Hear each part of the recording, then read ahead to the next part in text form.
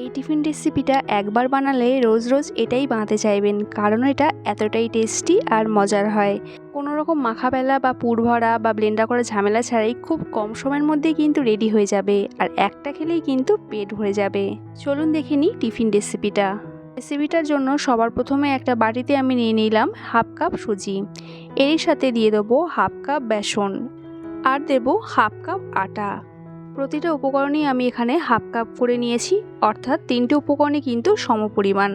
আটার বদলে আপনারা চালের গুঁড়ো বা ময়দাও দিতে পারেন। এরই সাথে দিয়ে দিলাম 3 চামচ টক দই। এবার যে কাপ মেপে আমি এখানে আটা বা বেসন নিয়েছিলাম সেই কাপ মেপেই 1 কাপ জল দিলাম, অর্থাৎ হাফ কাপ জল দিলাম। এবার সব উপকরণগুলো একটা এরকম হ্যান্ড উইক্স দিয়ে ভালো করে মিক্স করে নেব। আর মিক্স করার সময় আমার এখানে ব্যাটারটা একটু শক্ত মনে হয়েছে, তাই আমি এখানে আরও হাফ কাপ জল অ্যাড করলাম, অর্থাৎ টোটাল এখানে আমি 1 কাপ জল অ্যাড করলাম। জলের পরিমাণটা একটু ঠিক রাখবেন, কারণ এই ব্যাটারটা খুব একটা বেশি পাতলা হবে না, একটু ঘন মতন হবে। খুব ভালো করে মিক্স করে নিলাম যাতে আটা বা ময়দার কোনো রকম লাম্পস না থাকে। মিক্স করার পর একটু রেস্টে রেখে দেবো যাতে সুজিটা একটু ফুলে যায়, ততক্ষণ বাকি প্রিপারেশনগুলো করে নেব। এখানে আমি 3টে কাঁচা আলু নিয়েছি, আর আলুটা আমি এখানে গ্রেট করে নেব।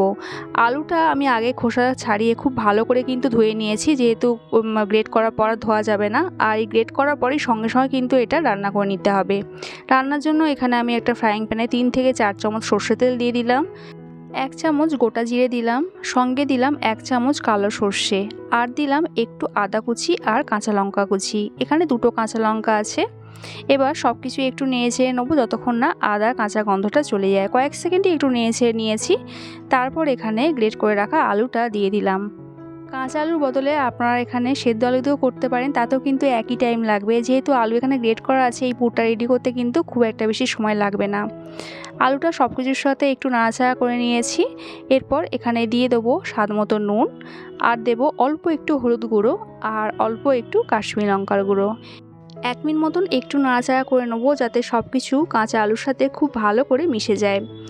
আর ভালো করে মিশে গেলে জাস্ট 2 মিনিটের জন্য মিডিয়াম ফ্লেমে একটু ঢাকা দিয়ে দেবো যাতে আলুটা একটু সেদ্ধ হয়ে যায়। যেহেতু গ্রেট করা আলু আছে, 2 মিনিটের মধ্যেই কিন্তু এটা সেদ্ধ হয়ে যাবে। 2 মিনিট বাদে ঢাকাটা খুলে নিয়েছি, আর আলুর পুরটা কিন্তু এখানে একদম রেডি। আর আমার এই পুরটা রেডি করতে হার্ডলি 3 মিনিট মতন সময় লেগেছে। গ্যাসটা অফ করে দিলাম, আর সবশেষে এখানে একটু ধনেপাতা অ্যাড করব। আর ধনেপাতাটা একটু ভালো করে মিশিয়ে নিলেই আলুর পুরটা একদম রেডি। আর এই পুরটা কিন্তু ঠান্ডা করার কোনো প্রয়োজন নেই, গরম অবস্থাতেই এটা ব্যবহার করা যাবে। অপরদিকে ব্যাটারটা এবার দেখে নেব। আর ব্যাটারটা দেখতেই পাচ্ছেন আগের থেকে কতটা ঘন হয়ে গেছে, সুজিটাও আগের থেকে অনেকটাই ফুলে গেছে। এই রকম ঘন ব্যাটারই কিন্তু এই রেসিপিটার জন্য লাগবে।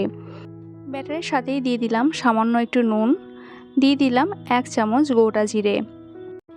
সব কিছু এবার ভালো করে একটু মিক্স করে নেব। আর মিক্স করার পর ব্যাটারটা একটু ঘন মনে হয়েছে, তাই সামান্য আমি একটু জল অ্যাড করলাম। এখানে কিন্তু 3 থেকে 4 চামচ জল আছে, এর থেকে বেশি কিন্তু জল অ্যাড করবেন না। তো জলটা ব্যাটারের সাথে খুব ভালো করে মিক্স করে নিলাম। আর ব্যাটারের ফাইনাল থিকনেসটা ঠিক এরকমই হবে, দেখে নিন, ঠিক এরকমই হবে। সবশেষে এই ব্যাটারে অ্যাড করব 1/3 চামচ মতন বেকিং সোডা। বেকিং সোডা ছাড়াও কিন্তু এই টিফিনটা বানানো যায়, কিন্তু বেকিং সোডা দিলে কি হয়, এটা একটু টিফিনটা ফ্লাপি হয়, দেখতে ভালো লাগে, আর ভেতরটা ভীষণই নরম স্পঞ্জি হয়।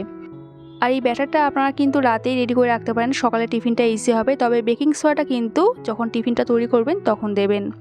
টিফিনটা রেডি করার জন্য আমি এরকম একটা কড়াই নিয়েছি, কড়াইয়ের মধ্যে একটু অয়েল ব্রাশ করে নিলাম।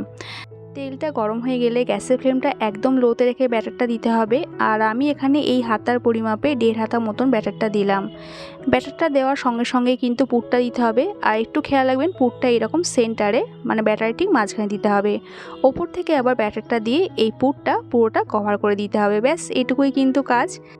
আর পুর দিয়ে কভার করে দেওয়ার পর এই টিফিনটা আরও একটু লোভনীয় বানানোর জন্য ওপর থেকে একটু কাশ্মীরি লঙ্কার গুঁড়ো ছড়িয়ে দিলাম। এটা কিন্তু অপশনাল। আর সামান্য একটু ধনেপাতা কুচো দিয়ে দিলাম, এটা জাস্ট দেখতে লোভনীয় হওয়ার জন্য। আর তারপর আমি এটা ঢাকা দিয়ে দিলাম জাস্ট 1 থেকে 1.5 মিনিটের জন্য, কিন্তু গ্যাসের ফ্লেমটা অবশ্যই লোতে রাখতে হবে। আর এই পুরো টিফিনটা কিন্তু লো ফ্লেমেই করতে হবে। 1.5 মিনিট বাদে আমি কভারটা খুলে নিলাম। আর দেখুন টিফিনের সাইডগুলো ইজিলি কিন্তু কড়ার গা থেকে ছেড়ে যাচ্ছে, তার মানে এই সাইডটা হয়ে গেছে, সাবধানে উল্টে দিতে হবে। অপর সাইডটা হওয়ার জন্য সামান্য একটু তেল এরকম স্প্রেড করে দিলাম। আর কিন্তু ঢাকা দেবো না, এই সাইডটা হওয়ার জন্য 35 থেকে 40 সেকেন্ড মতন রাখলেই কিন্তু হবে। আর 40 সেকেন্ড বাদে একটু উল্টে পাল্টে দেখে দিচ্ছি, দেখুন টিফিনটা কিন্তু একদম রেডি হয়ে গেছে। আর দেখুন দেখতে এটা কতটা লোভনীয় হয়েছে। আর একটা করে আপনাদের দেখিয়ে দিচ্ছি, দেখুন প্রথমে কড়াতে এরকম অয়েল ব্রাশ করে নিয়ে তারপর ব্যাটারটা একদম সেন্টারে দিতে হবে এবং অবশ্যই লো ফ্লেমে দিতে হবে।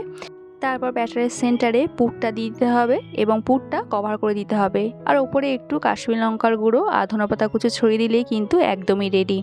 তবে এটুকু খেয়াল রাখবেন, এই টিফিনটা কিন্তু একদম লো ফ্লেমেই করতে হবে, হাই ফ্লেম বা মিডিয়াম ফ্লেমেও কিন্তু করা যাবে না। আর এই টিফিনটা আপনারা যে কোনো পাত্রেই কিন্তু করতে পারেন, ফ্রাইং প্যান কিংবা তাওয়াতে। কড়াই করলে এটা একটু গোল গোল হয়, দেখতে ভালো লাগে এই আর কি। আর টিফিনের স্টাফিংটা কিন্তু আপনারা যে কোনো কিছু দিয়েই করতে পারেন, যেমন ছোলার ডাল দিয়ে কিংবা সবজি দিয়েও কিন্তু করতে পারেন, তাতেও কিন্তু খেতে এতটাই ভালো লাগবে। আর এটা দেখতে দেখুন কতটা লোভনীয় হয়েছে। বাচ্চারা কিন্তু একটু লোভনীয় দেখতে হলেই খেয়ে নেয়। আর এটা একটা খেলেই কিন্তু একদমই পেট ভরে যাবে, অনেকক্ষণ পর্যন্ত খিদে আর লাগবে না। আর একটা আমি আপনাদের ভেঙে দেখিয়ে দিচ্ছি, দেখুন ভেতরটা কতটা সুন্দর হয়েছে। দেখে বুঝতেই পাচ্ছেন ভেতরটা নরম, স্পঞ্জি আর পুরে ঠাসা। ভীষণই মজার হয় এই টিফিনটা খেতে। একবার বানালে রোজ রোজ এটাই বানাবেন। স্কুল অফিসে টিফিন হোক কিংবা সকালে জলখাবার, ভীষণই কিন্তু একটা হেলদি রেসিপি। আমার আজকের এই টিফিন রেসিপিটা যদি আপনাদের ভালো লাগে, একটা লাইক কমেন্ট করার অনুরোধ রইল। দেখা হচ্ছে আবার এক নতুন রেসিপির সাথে। সবাই সুস্থ থাকবেন, ভালো থাকবেন।